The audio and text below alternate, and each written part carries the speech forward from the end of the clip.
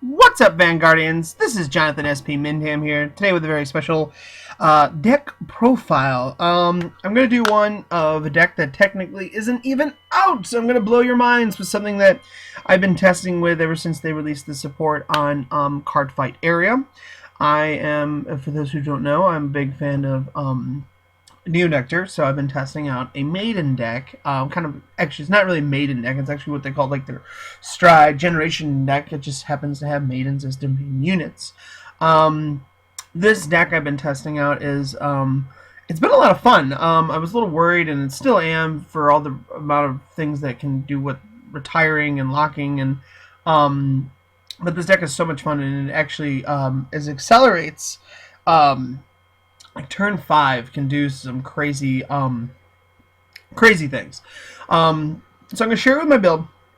This is for right now changing. This is not staple. This is just what I've been working with that I like, because we do not have all the support yet released from Generation Booster 2, but this is probably going to stay pretty much the same. Like, I don't think there's going to be much changing in here. I really hope that they do get a couple more things, but I just think they're going to be right now. Well, for sure, we know the Generation Rare Primavera is going to have some effect, and I just don't know what she does, so I'm just basing this off again of what I have at the moment. So we're going to absolutely start with our new starter, which is Spring Waiting Maiden Oz. This is a great card. It's Generation Break 1. You counterblast, you put her into the soul, and you choose up to a grade 2 or less rearguard with the same card name that's already on the field, and you call it to rearguard. My drawback on this starter, and what I like about this starter, rather than like maybe a grade 3 searcher, this card is a little late game for me. Like, I really hate the idea that if I'm playing a Kagero person or a non-Wakami person, they can knock that card off without, really having to, if it's your turn 3 and you go first before your opponent is at they're at turn 2, this card doesn't do anything. So the moment they then get to their turn 3 or grade 3 and then stride, they can get rid of this card. So it causes a huge disadvantage in the respect of that this kind of sets up a lot of your play calls. But I have found that I really do enjoy it, just again because it helps me get the units that I need. I think the reward is very good. The deck is actually really not too counterblast heavy, so this is a perfect card to begin the game with. I've actually seen people run more than one copy of this, and I don't think there's room for shenanigans like that. I really hate when people do that. I understand why, again, because it helps you search out your stuff, but again, one copy should suffice. For a total of 8 crit, I'm running 4 of the new one just because they're very pretty. And homage to the original set 5, I run Chestnut Bullet over the Musketeer ones. Maybe they'll release another crit. I do not know. The beautiful new heal trigger, Fairy Light Dragon. I'm really glad that they kind of went with like these flower dragons and the designs, because they're really, really pretty. And then 4 draw triggers. And the blend new one, the Plenty Turnip. This deck is a lot of fun because it uses like all these vegetables and fruits and things as well. To the grade 1s, I run 4 of the new Perfect Guard Sentinel. Like, when there's a copy of her in the drop zone, you envelop damage. This is kind of nice. It helps sets up. Most of the counterblast in the deck that you use is 1, so this helps alleviate that. The only drawback to these Perfect Guards are that they only can protect the Vanguard. They cannot protect the rear guards. Usually it's not a huge issue, waiting to see what else comes out in the future, but like something like Laurel, when it hits the rear guard and then it restands, if you don't protect it, usually these set up your big plays. But this is, again, just classic 4th Sentinel to whatever degree. If something crazy comes out, I honestly would probably switch to 100% orange just for the lulz. It's 100% orange. Okay, then I go to 2 of our Stride Fodder cards. They help search out the Ronculus. Also, at the same time, they act as it. Some people, I think, run more. I've seen a lot of Japanese builds only run 2. I run 8 grade 3s in my deck, so Stride Fodder is not crazily hard. So 2, I think, is just right. The only one thing that's bad about having 2 in the deck, I can't clone it for a lot of the other effects, but again, it's not the main target. It's just one of those things that if you absolutely had to, Again, don't use it as your cloning aspect.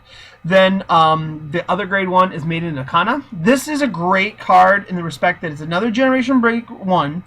And then when you do have that ability, you counterblast one, you put it into your soul, and then you can choose one of your units. So it doesn't matter which one. You can even choose her if you have another one in the field.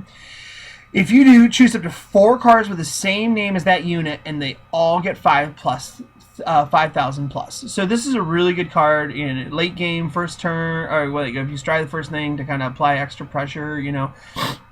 I mean, giving 4 units 5,000, that's ridiculous. Like, I mean, some people are like, oh, you don't get that setup right away. It's like, you can see what you can do, and you know, like, the one thing Neo deck are having going to them, once they get going, either regardless if we're going against a retiring deck or not,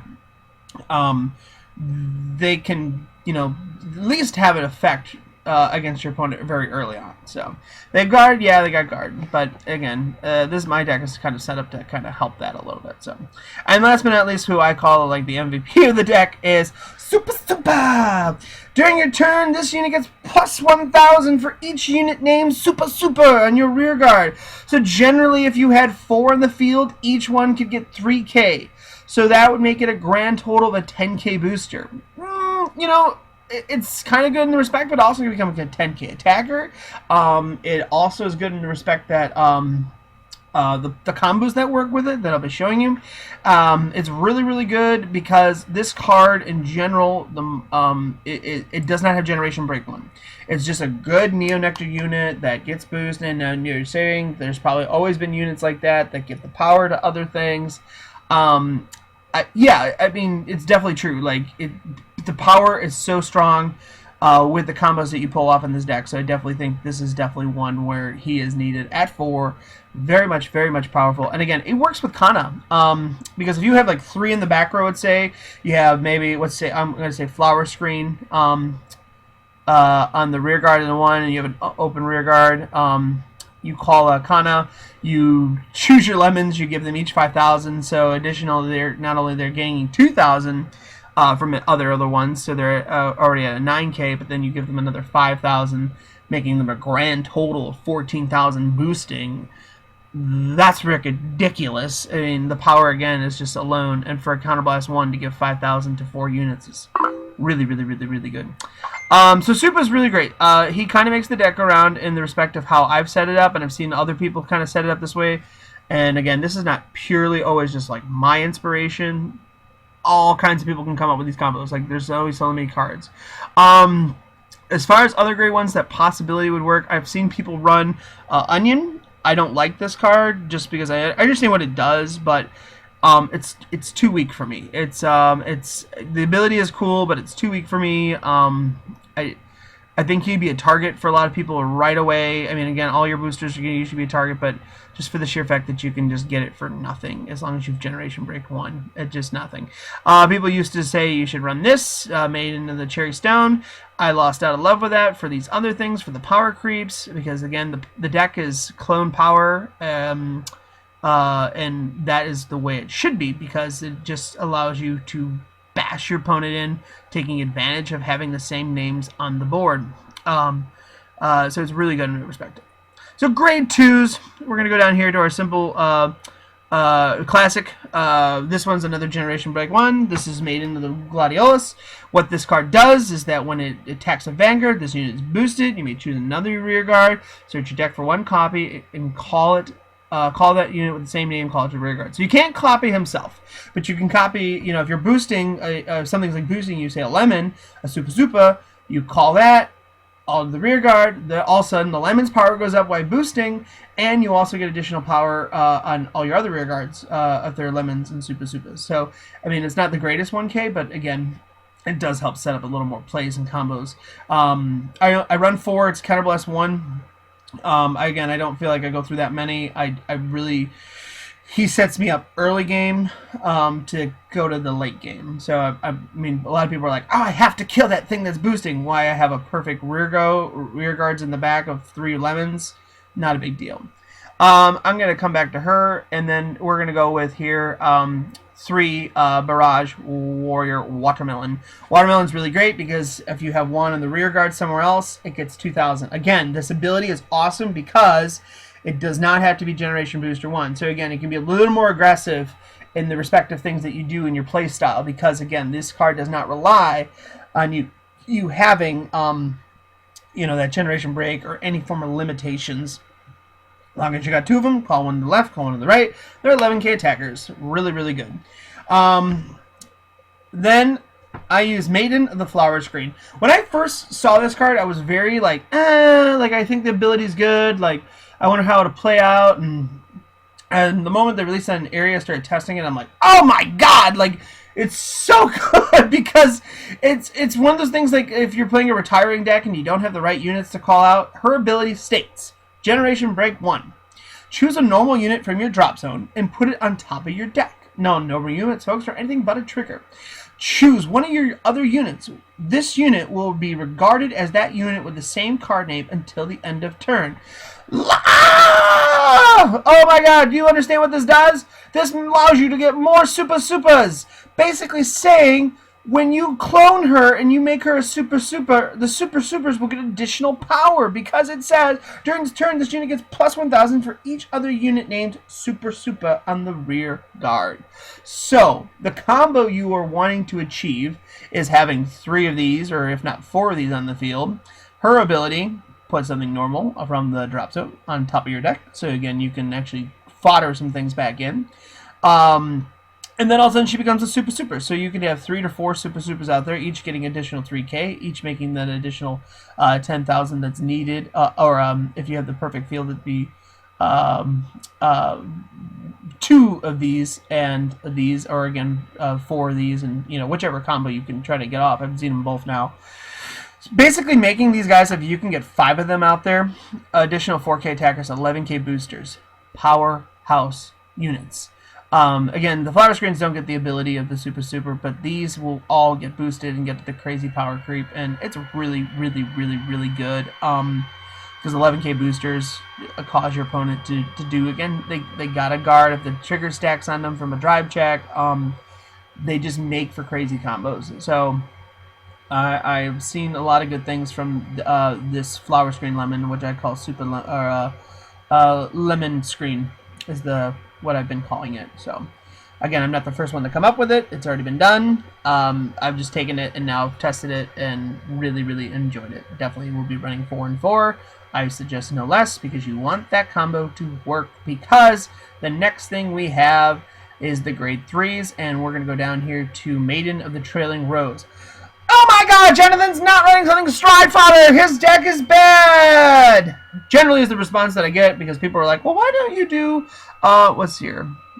This one, Maiden in the Frill Droid. Again, it's a Generation Break 1.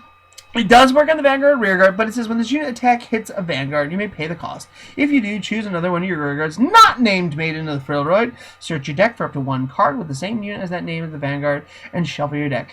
The thing that I have against this deck, this card again, it is, again, you have to be at Generation Break 1.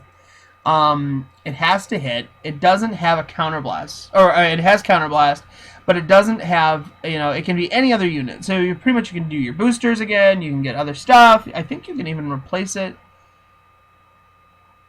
Yeah, I think it does say you can call over it too, which is actually a little bit better. But I just don't enjoy this as my backup grade 3. Like, I just don't enjoy this at all in the respect of what it can do. I play tested it for a little bit. Maybe I'll go back, but not my favorite. The other one is Vegetable Avatar Dragon. This one, again, Generation Booster 1, when it, you have one, I can't even read here. When you have one face-up G unit in your G-Zone, Counterblast 1, at the beginning of your main phase, you may pay the cost. If you do, search your deck for one unit named Vegetable Avatar Dragon, call it to the rear guard, and search your deck. I mean, again, you get to call it grade 3 that can't intercept. I guess you can deck thin, but not really my favorite. I don't know. I don't like it. Its second ability is when it's on the Vanguard. Again, these are both on Vanguard effects. Counterblast, Soul Blast 1. And you just play it based on when it's placed on the vanguard. You may pay the cost. If you do, search for one of your grade 2 or less rearguards from your deck. Wait. Choose one of your grade 2 or less rearguards, and then you find a copy of it from your deck, and you call it the rearguard. Again, it has to be placed. Like, it's a very, like, I think a lot of the decks have the same formality. Like, this is supposed to be the backup unit. I don't care for it. Again, I feel, again, it's a little too late. It's lackluster in overall what it can do. A little counterblast heavy in all respects. So I choose Maiden of the Trailing Rose because you're going to run 4 grade 3s of her because you want 8 total grade 3s for the max decent ratio capacity. And Maiden is really good in the respect that if I am turn 3 and my opponent is at grade 2 and I'm at grade 3, her effect goes off. It works. It's beautiful. And yeah, people are like, you're ditching at grade 3. The whole point is you're probably going to have a shit ton more, so don't worry about it. I choose not to ride Maiden of the Trailing Rose if I have to. Again, her ability still works. It doesn't put me at a huge, great disadvantage because of what she can do. And what she does is counterblast 1 and choose a Maiden of Trailing Rose from your hand and discard it. If unit attack hits a vanguard, you may pay the cost. If you do, look at the top 5 cards of the deck. Choose up to 2 Neonectars among them. Call it to the rear guard. Circles and shuffle your deck. So it allows you to get, for a counterblast 1 or -1 after you hit, call 2 units from the top 5. It's very good in the respect of, like, she's like the original Maiden. Like, this is like an homage to her, and I just feel the effect is actually really good. Like, it allows you to set up your field, you know, again, looking for the cards and deck thin to a little bit. And yeah, sometimes you might not get, you know, great top 5, or you might not have 2 Maidens, but your opponent doesn't know that. I've actually seen people guard her so I can't get the top 5 search, and which is fine, because if I don't hit the next turn, I can stride with the other Maiden and the Trailing Rose in my hand, and it really is okay. I enjoy the effect, and you know. Oh, the other grade 3 that I was going to mention is Full Bloom Dragon. The one thing I really dislike about this card more than anything, and I do not recommend it, is the 10k line, because we are in an 11k meta. 13k meta is not even really around right now, but the 10k meta, her ability is Generation Booster 1. When this unit attacks, gains 6,000. Guess why they gave it 6,000, folks? Because she is a 10k base, making her 16, making it a guarding option, or making it a must guard. Her secondary ability is an auto ability. It's counterblast 2. When this unit is played on the vanguard, you may pay the cost. If you do, look at the top 5 cards of your deck. Search into 2 cards with the same name as your vanguard, rearguard, as your vanguard or rearguard from among them. So when you place that card, you must have like a couple of units on the field, and then you get to look up the 5, and you have to see if any of the other units that are in your hand are the same as the field. I don't like those odds. I don't like those chances. The art on this card is beautiful, but again, for me, it's a little more inconsistent than I want. So, what we have then is the Ronculus, which is the kind of like the MVP of the show here, and that card is again kind of like the thing that kind of fodders it. It is Generation Break 2. When you have 2 face-up G-Zone units, it allows you to give all of your units during your turn a continuous effect. During your turn, if you have another unit in the same name as this Vanguard unit as on your Vanguard or Rearguard, it gets 5,000. I don't usually get to that point, but I did use it the other night, and it was really good because I had all Super Supas in the back row. I had, I think, a flower screen in the front, and the Super Supers all got 5,000. And the flower screen got 5,000, and it was really good. So, I was very pleased with that ability. Like, there's a lot to do with it, because if you think of 5,000, think of a trigger. The power trigger on a huge column already. And if the Super Supers are at 4, you're getting additional 3 that makes them 15k. It's really good. Good math, good money, good effects. Her secondary ability, which is her on-stride ability, which people call her Heartbreaker. I don't care for that. It just sounds like a bad Jennifer Love Hewitt movie. And the ability is Counterblast 1. During your turn, when you G unit stride, you may pay the cost. If you do, choose one of your rear guards, search your deck for one card with the same name as a unit on your rear guard, call it to the rear guard, shuffle your deck, and that unit call gains 2,000. Kind of lackluster in respect of what people expect from it. I find it to be a little lackluster. I mean, some of the other units, like the Nova Grappler one, allows you to like restand a unit every time it attacks and gain 5,000. I think the some of them allow you to retire. You know, it's what it is. It just allows you to set up the cloning and the power very quickly. So again, this is a very power aggressive deck, and that is also why I don't run stands anymore in my deck. And someone will probably go, "Why don't you run the stand that gives the power to all 2 units?" And because this deck is so mid to late game, I hate the idea of stands. I hate the idea of relying on stands. I hate the idea that I cannot be super aggressive in the process that I have to be at. And again, this card requires Generation Break 1. If you're going to do something, be aggro with it, because the only way your opponent's ever going to be thrown off is when you're drive checking 3 crits with a stride unit. Like 3 stands, yes, is very powerful, but again, you just can't rely on that. Like, you need to be very powerful. This deck gets huge power numbers, and stands, I feel, again, are just too much of a risk when this deck relies on having units and when it relies on being powerhouse. And I personally just, I'm not doing it anymore. I found, again, my play style is a little bit more aggressive, and that's so forth why I did. Back to our only 2 stride units. We have our classic one that comes out of the trial deck at the end of this month. It is, when this unit attacks a vanguard, choose one of your rear guards and search your deck for one card with the same name as that unit. Call it to the rear guard, shuffle your deck, and that unit gets the effect of 2,000 to the end of turn. So kind of cool. Again, if you're doing it with like a watermelon, you know, you're setting it up really nicely. It gets the power boost a little bit. So, you know, watermelon becomes 11k if they have 2, and then it gets another one, so it then would become 13. So, if you do it with a super, you know, again, it just helps your field. You know, it's very generic for what they do. Again, it's more about calling the units. Again, like every deck has that, like that kind of thing. So, I'm happy with it. And the other one, my new avatar, Sacred Tree Dragon, Jingle Flower Dragon. I know there's a lot of dragon. It's a very feminine name and looking card, but trust me, its bite is worse than its bark. So, it is a stride unit, of course.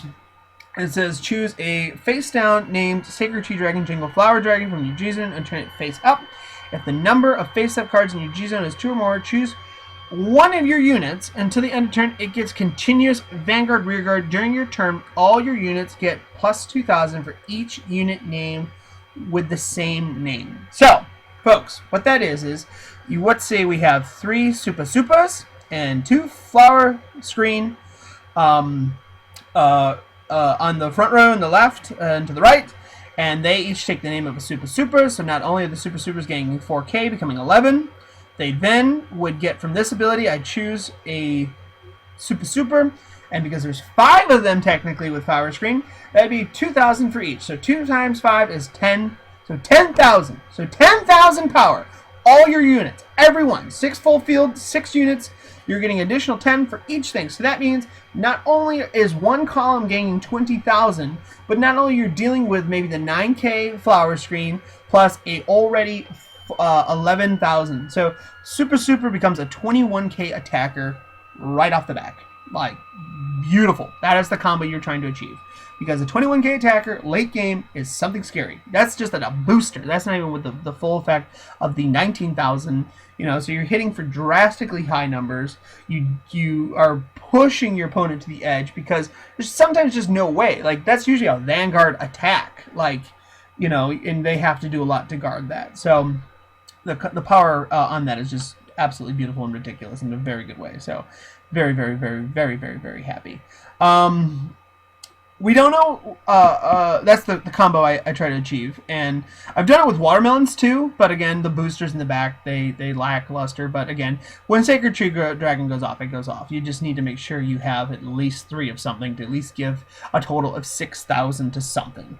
Again, I like having Flower Screen to make all my numbers go crazy, so even if it's, you know, Akana, you have for her 3 in the back, and you take the name of her, It just gives that ridiculous plus power. You know, you want a booster. You want something. So your prime choices are Lemon and Kana. And again, you could even call a third flower screen somewhere. It doesn't have to be, it could be behind another one, and just so you get the power creep of the Sacred Tree Dragon, because again, it takes the name. So if you only have 2 lemons on the field and you have 3 sacred flower screens, it still can do the effect very nicely. So that is my deck profile. That is what I've been running right now. It's what I've been feeling comfortable with. We still do not know what Primavera will do. She comes out this coming Monday. In Japan, they're going to release her. They've maybe alluded to something with rear guards. I really hope the effect is good. If not, this is where I'm going to be at. And again, things can change based on testing, but I'm feeling very comfortable in this build, and I want to see what you guys think. So feel free to test, and leave comment, subscribe, and tell me what you think. I've had people ask me for this, and I'm really excited about it. So again, I'm not the originator of the combo. I'm happy using it. So thank you so much, guys, for watching. Have a great day. Bye.